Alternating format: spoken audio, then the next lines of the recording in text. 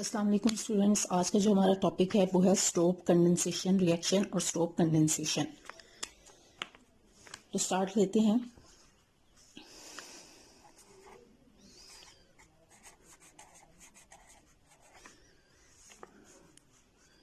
Stop condensation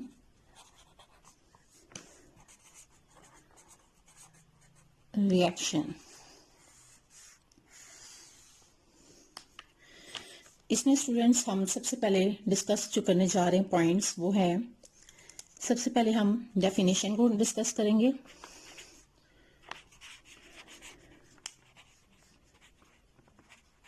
second पे हम reaction को डिस्कस करेंगे और थर्ड पे हम मैकेनिज्म को डिस्कस करेंगे स्टोप कंडेंसेशन रिएक्शन के। और फोर्थ पे हम एग्जाम्पल जो है उस पर इसको अप्लाई करके देखेंगे। तो ये चार पॉइंट्स हैं जिनको हम डिस्कस करेंगे वन बाय वन। तो सबसे पहले हम डिस्कस करते हैं डेफिनेशन को कि स्टोप कंडेंसेशन रिएक्शन होता क्या है। तो और जो है फिर इसके बाद हम इसको रिएक्शन और बाकी स्टेप्स जो हैं उनको हम स्टडी करेंगे। तो स्टार्ट लेते हैं डेफिनेशन से।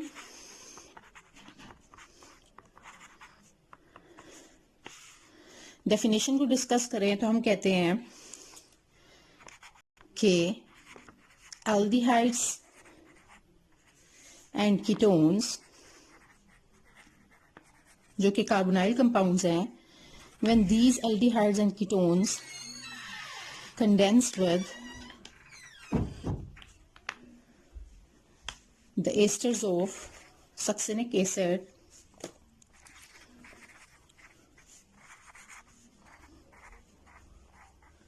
सक्सिनिक एसिड के एस्टर्स के साथ जो है जब ये कंडेंस करेंगे aldehydes and ketones in the presence of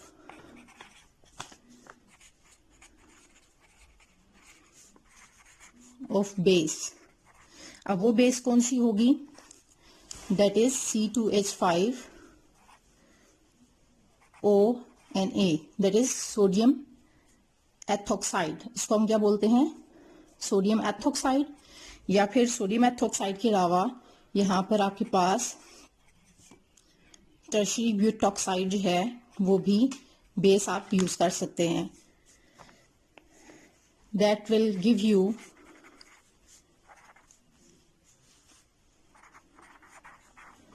a salt of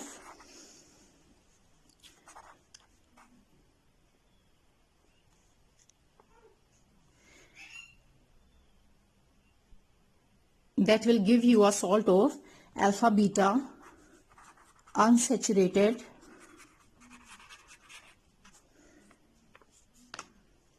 half ester। तो आपको जो है रिजल्टेंट प्रोडक्ट जो मिलेगी वो क्या होगी? Alpha beta unsaturated half ester होगा। एंड दिस टाइप ऑफ या this kind of condensation reaction is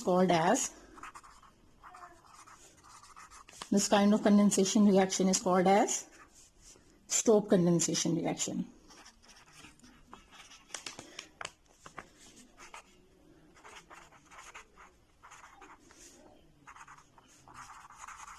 called as Stokes condensation reaction। तो स्टूडेंट्स इस तरह से हमने डिस्कस कर ली स्टोप कंडेंसेशन रिएक्शन की डेफिनेशन, जो कि आप देख सकते हैं। तो हम कहते हैं एल्डिहाइड्स एंड कीटोन्स जब कंडेंस करेंगे with asters of succinic acid in the presence of base, and your base would be sodium ethoxide और टर्शरी ब्यूटॉक्साइड। तो it will give you a salt of alpha beta unsaturated half ester which is your resultant product, ये आपकी final product होगी। And this kind of condensation reaction is known as और it's called as Stobbe condensation reaction. तो अब हम move करते हैं reaction की तरफ, जो कि हमारा सेकंड स्टेप था रिएक्शन। तो अब हम रिएक्शन को डिस्कस करने जा रहे हैं।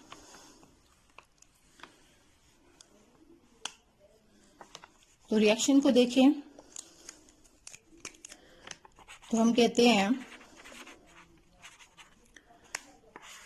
कि फर्स्ट ऑफ ऑल आपको पता होना चाहिए कि सक्सेनिक एसिड जो है वो क्या है, क्योंकि हम कह रहे हैं कि कंडेंस हमने करना है एस्टर्स ऑफ सक्सेनिक एसिड। तो एस्टर्स का हमें उस वक्त पता चलेगा जब हमें सक्सेनिक एसिड का पता होगा। तो सक्सेनिक एसिड क्या होता है इसको देख लेते हैं।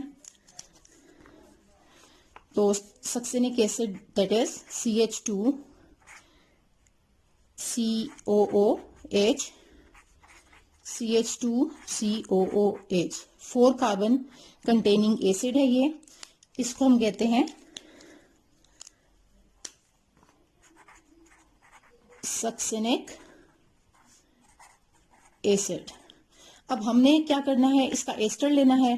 तो मतलब यहाँ पर ये जो R ग्रुप्स हैं ये रिप्लेस हो जाएंगे, H ग्रुप जो है जो H है ये रिप्लेस हो जाएगा R से। तो हमारे पास आ जाएगा एस्टर ऑफ सक्सेनिक एसिड। तो हमने बना लिया क्या, एस्टर ऑफ सक्सेनिक एसिड। कैसे कि हमने रिप्लेस कर दिया इस हाइड्रोजन को R ग्रुप से। जब ये R ग्रुप से रिप्लेस हो जाएगा तो it would give you ester of, this is the ester of succinic acid. ये तो अभी हमने रिएक्शन को डिस्कस नहीं किया, अभी हमने सिर्फ डिस्कस किया है कि सक्सेनिक एसिड क्या है और एस्टर ऑफ सक्सेनिक एसिड जो है वो क्या है। अब हम मूव करेंगे टुवर्ड्स आवर मेजर रिएक्शन।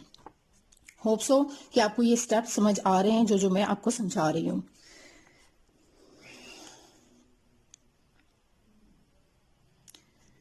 तो स्टूडेंट्स अब हम डिस्कस कर लेते हैं रिएक्शन को।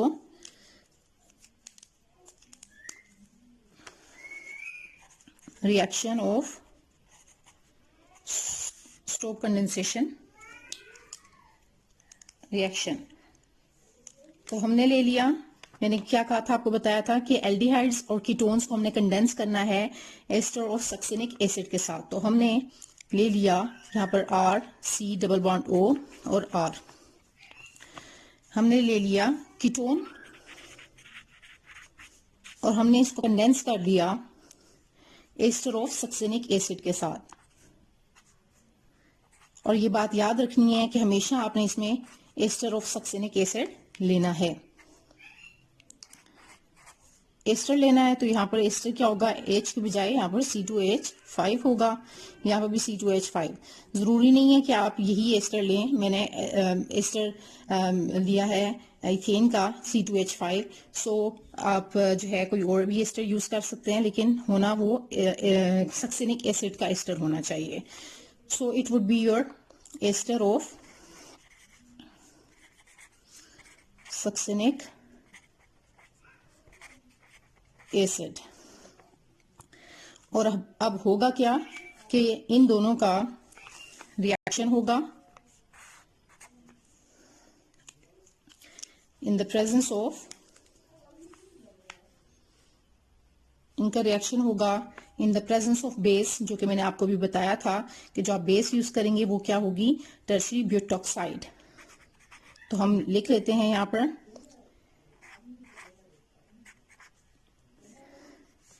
या आपकी होगी बेस, और in the presence of tertiary butyl alcohol ये रिएक्शन होगा और वाटर जो है वो इसमें से रिमूव हो जाएगा, क्योंकि कंडेंसेशन रिएक्शन है। तो कंडेंसेशन रिएक्शन में आपने पढ़ा है कि जो है वाटर का मॉलिक्यूल या कोई भी मॉलिक्यूल एलिमिनेट होता है, उसके चांसेस होते हैं। सो वाटर का मॉलिक्यूल यहाँ पर जो है इसमें से रिमूव हो जाएगा and it will give you your product, that is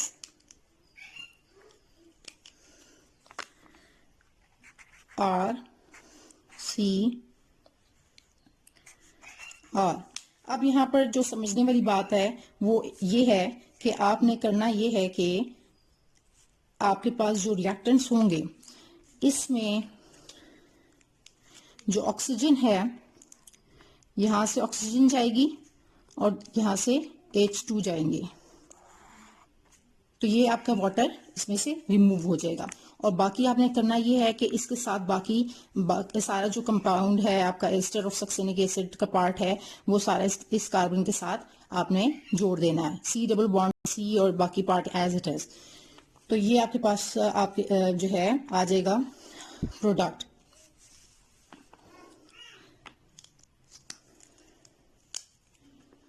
double bond C, that is double bond C, COO, C2H5 and remaining part क्या है इसका CH2, COO। लेकिन एक बात आपने याद रखनी है, एक जो आपने सबसे पहले कि जब आप वाटर को रिमूव करेंगे तो उस वक्त जो इसके साथ जिस वाले कार्बन के साथ जो है जिसमें से आप हाइड्रोजन H2 रिमूव कर रहे हैं उसके साथ जो एस्टर पार्ट लगा हुआ है वो आपने एज इट इज लिखना है, उसको आपने चेंज नहीं करना। ये आप एज इट इज लिखेंगे, लेकिन जो दूसरा वाला है जिसके साथ आपने इसको अटैच नहीं किया, इसका जो C2H5 है ये रिमूव होके ये हाइड्रोजन में कन्वर्ट हो जाएगा, यानी कि ये वाला जो एस्टर पार्ट है ये कन्वर्ट हो जाएगा आपका COOH में कन्वर्ट हो जाएगा। तो हमने इसको कन्वर्ट किया COOH में, तो ये आपकी रिजल्टेंट प्रोडक्ट होगी। अब हम इसके मैकेनिज्म को भी देखेंगे कि किस तरह से जो है वाटर इसमें से रिमूव होगा और किस तरह से COO C2H5 जो है वो रिप्लेस हो जाएगा। एक ये वाला सेकंड वाला रिप्लेस होगा, ये वाला जहां से आप वाटर रिमूव करेंगे ये वाला एज इट इज रहेगा, तो दूसरा वाला जो है ये COOH में कन्वर्ट हो जाएगा। इसी वजह से हम इसको कहते हैं half ester.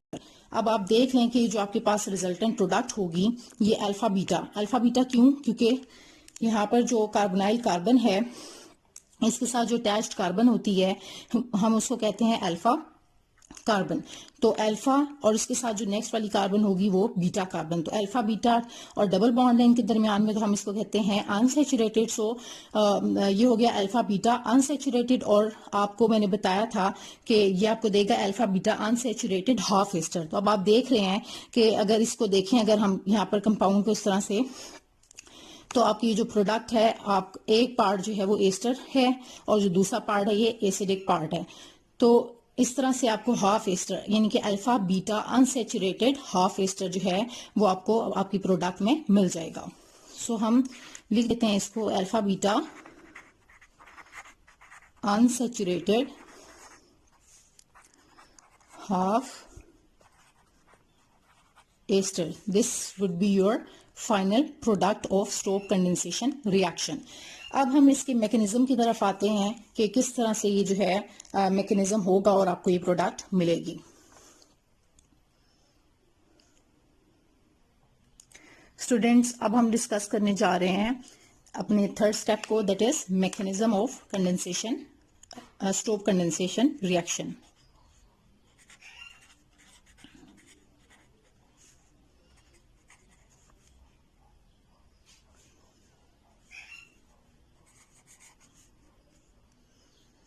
mechanism of Stokes condensation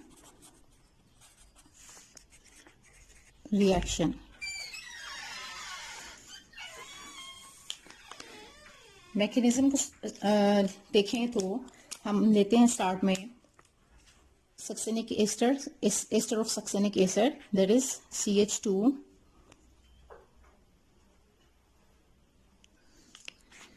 COOET and CH2 COOET. This is your ester of succinic acid. इससे हम स्टार्ट लेंगे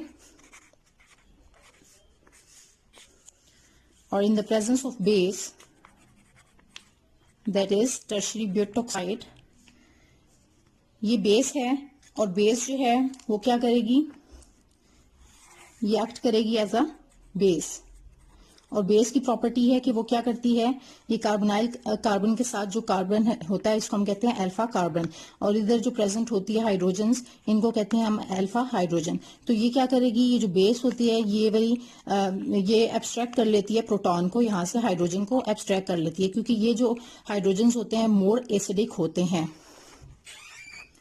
मोर एसिडिक हाइड्रोजन्स। तो ये मोर एसिडिक हाइड्रोजन्स होने की वजह से हम कहते हैं कि जो बेस है वो क्या करती है, इनको फौरन से एब्स्ट्रैक्ट कर लेती है, इस इधर जो हाइड्रोजन प्रेजेंट होते हैं उसको एब्स्ट्रैक्ट करती है।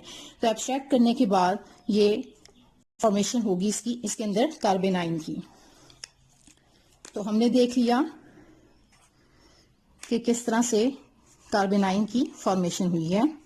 एक हाइड्रोजन इसमें से रिमूव हो गई तो कार्बेनाइन की फॉर्मेशन हो गई, and it will give you CH2COOET। यहाँ पर सिर्फ हाइड्रोजन रिमूव हुई और यहाँ पर कार्बेनाइन की फॉर्मेशन हुई, और बाकी आपने प्रोडक्ट एज इट इज लिख देनी है। तो ये आपकी हो गई कार्बेनाइन जनरेशन। इधर लिख लेते हैं हम कि कार्बोनाइन जो है वो जनरेट हुआ, क्यों, क्योंकि कार्बन के ऊपर नेगेटिव चार्ज है। जब कार्बन के ऊपर नेगेटिव चार्ज होगा तो हम इसको कहेंगे कार्बेनाइन। जिस तरह कार्बन के ऊपर पॉजिटिव चार्ज होता है तो आप उसको कार्बोकेटाइन कहते हैं, तो जब नेगेटिव चार्ज होगा तो हम इसको कार्बेनाइन कहेंगे।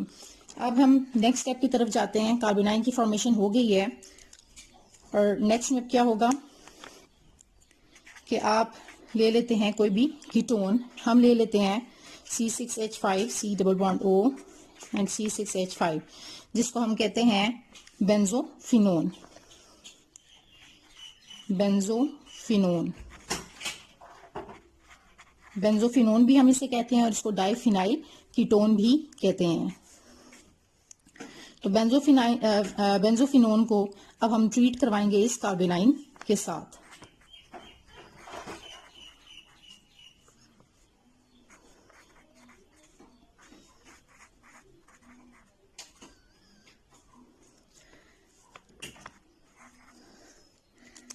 अब होगा ये कि ये जो कार्बेनाइन है ये अटैक करेगा on this electrophilic centre carbon के ऊपर, और यहां से ये बॉन्ड शिफ्ट हो जाएगा ऑक्सीजन के ऊपर। तो इस तरह से आपके पास जो रिजल्टेंट स्पीशी आएगी वो क्या होगी, it would B C6H5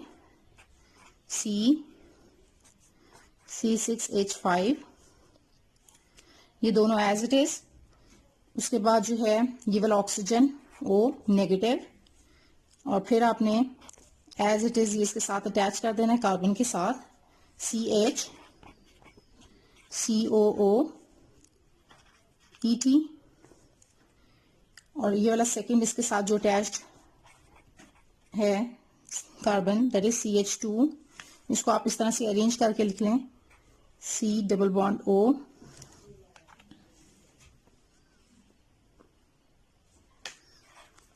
C double bond O and OET। ये आपके पास जो है जब कार्बोनाइन ने अटैक किया बेंजोफिनोन के ऊपर, तो इस तरह से आपके पास जो है ये रिजल्टेंट प्रोडक्ट बनी है, रिजल्टेंट स्पीशी इनके रिएक्शन से आई है। और ये आप कह लें कि अब इसके अंदर क्या होगा, ये जो आपके पास रिजल्टेंट स्पीशी आई है इसके अंदर some sort of intramolecular nucleophilic substitution reaction होगा। This involves intramolecular nucleophilic substitution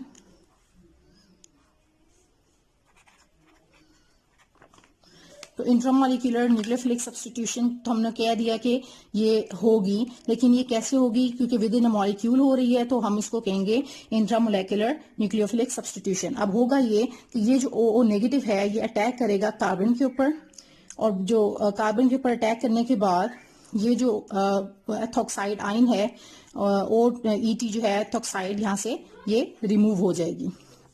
जब ये रिमूव होगी तो नेक्स्ट स्टेप अब हम देख लेते हैं कि नेक्स्ट स्टेप में जो है इसके रिमूव होने से क्या होगा।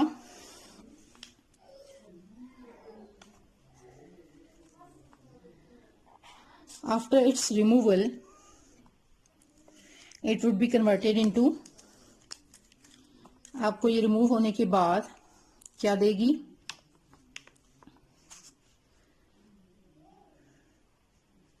दैट इज C6H5, ये आपने एज इट इज लिख देना है, C6H5 C6H5 O नेगेटिव, फिर CH, फिर CH2, ये एज इट इज आपने लिखते जाना है, COOET,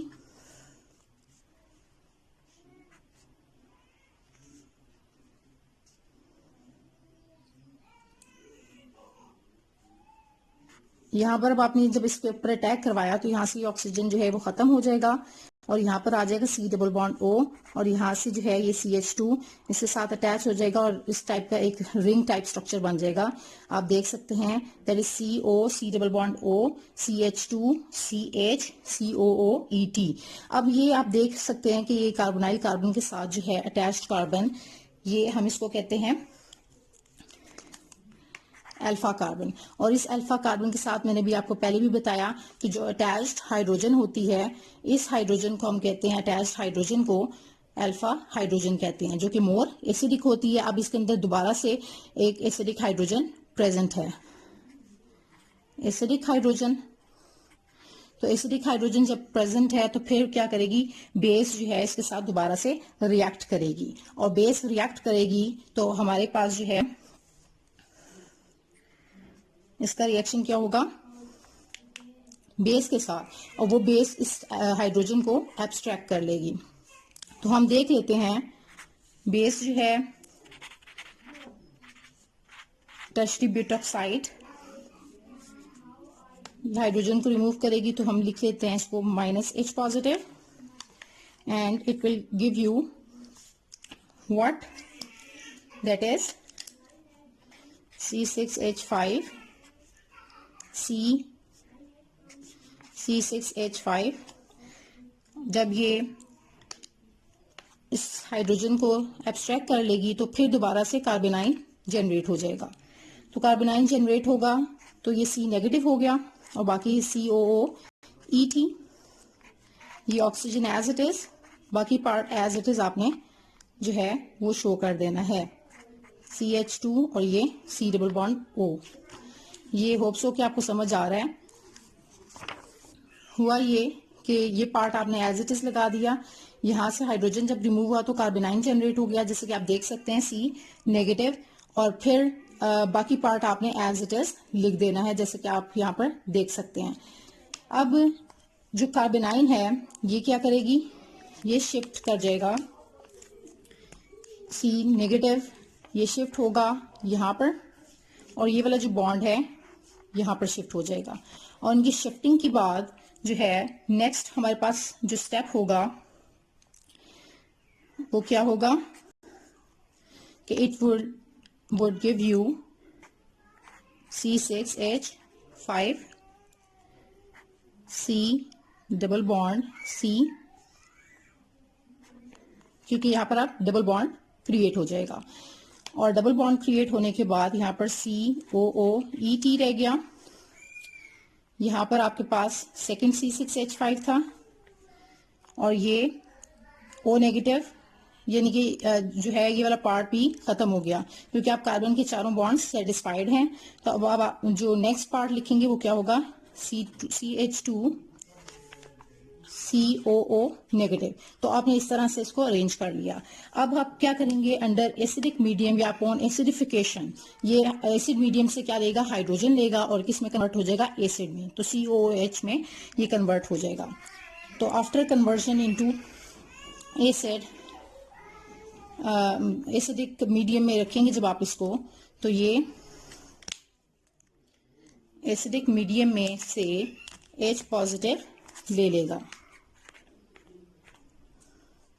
H पॉजिटिव लेगा तो ये किस में कन्वर्ट हो जाएगा, it would give you your final product that is C6H5 C double bond C C6H5 COOET and then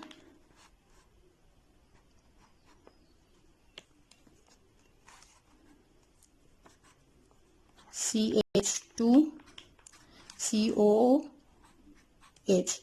तो इस तरह से ये जो है आपको आपकी जो फाइनल प्रोडक्ट है जिसको हम कहते हैं alpha beta unsaturated half ester, तो ये आपको अटेन होगी। हम इसको यहाँ पर मेंशन भी कर देते हैं, this is your carbonyl carbon से next carbon is alpha carbon, here is your beta carbon, alpha beta, and it contains double bond in it, so it is unsaturated, alpha beta unsaturated, and this contains half ester, यानी कि जो part है compound में half की जो part है, ये जैसे मैंने इसको मार्क भी कर रही हूँ, तो ये एस्टर कंटेनिंग है, तो हम इसको कहते हैं alpha beta unsaturated half ester, and this is your final product. तो हम इसको यहाँ पर मेंशन कर देते हैं, this is alpha beta unsaturated half ester. So इस तरह से हमने मैकेनिज्म डिस्कस कर लिया कि किस तरह से जो है सीड